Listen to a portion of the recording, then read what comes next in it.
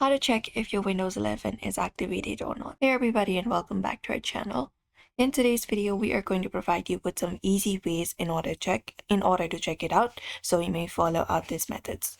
So we can start by opening up our settings of our device, and once we open up our settings, we can go to the system option here and go ahead and look out for the activation option.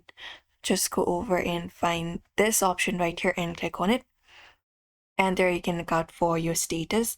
You will be seeing one of these messages such as activation state with active option or active with a digital license, not activated if your Windows is not activated. This is one of the method. Apart from that, you can use another method, which is using command prompt. You can type in Windows plus R for that and type in there, just type in slmgr.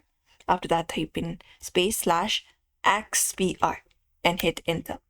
And it will show up this folder.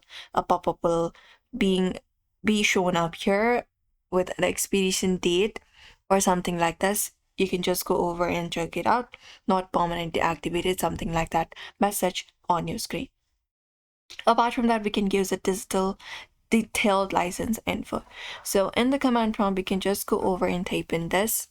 For that, you can run command prompt as an administrator. And once you run it as an administrator, just go over and type in this command, which is slmgr space / and dlv and hit enter, and it should probably show you. This will show you a full activation details, including license type and status as well. You can just go over and check it out.